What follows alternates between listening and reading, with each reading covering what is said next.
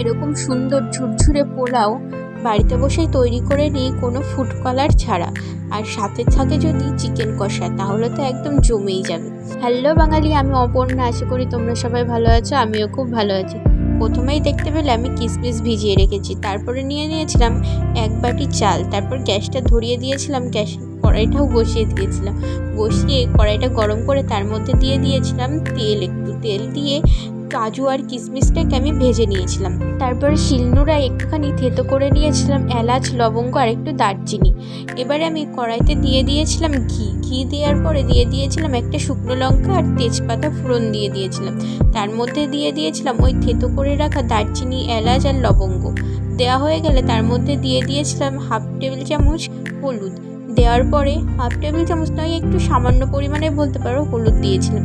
তারপরে দিয়ে দিয়েছিলাম গোবিন্দভোগ চালটা দেওয়ার পরে আমার মনে হলো হলুদের পরিমাণটা একটু কম আছে, সেই জন্য আবারও একটু হলুদ দিয়ে দিয়েছিলাম। তারপর ওই বাটিরই এক বাটি পরিমাণ জল দিয়েছিলাম, এক বাটি না, অবশ্য 1.5 বাটির একটু বেশি জল দিয়েছিলাম, কারণ পরে জল লাগলে আবার পরে আর একটুখানি দিয়েছিলাম। কারণ দেখো, একসাথে তো অনেকটা জল দেওয়া যাবে না, অনেকটা জল দিয়ে দিলে কি হবে, তাহলে পোলাওটা ঝরঝরে আর হবে না। তারপরে দিয়ে দিয়েছিলাম, দেখতেই পেলে, লবণ দিয়ে এবার আমি গরম জল করে রেখেছিলাম, যার জন্য একটু যদি লাগে তাহলে একটু একটু করে দিয়ে দেবো।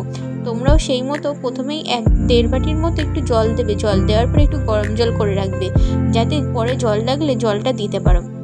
তারপরে আমি দিয়ে দিয়েছিলাম চিনি দেওয়ার পর একটুখানি চিনিটাকে মিশতে দেওয়ার পর একটু টেস্ট করে দেখেছিলাম কেমন হয়েছে। তারপরে আমার মনে হয়েছিল আর একটু চিনি আর একটু লবণ লাগবে, সেজন্য আমি পরে আবার আরেকটু চিনি আবার লবণ দিয়ে দিয়েছিলাম। তোমরাও চাইলে একটু টেস্ট করে দেখতে পারো। তারপরে আমি গ্যাসটা অফ করে দিয়ে দিয়েছিলাম গরম মশলা দিয়ে, তারপরে আমি ঢেকে দিয়েছিলাম কিছুক্ষণের জন্য। ঢেকে দেওয়ার পরে তারপরে রেডি হয়ে গেছিলো আমার ঝুরঝুরে পোলাও, সাথে ছিল চিকেন কষা। টাটা, দেখা হচ্ছে নেক্সট রেসিপি।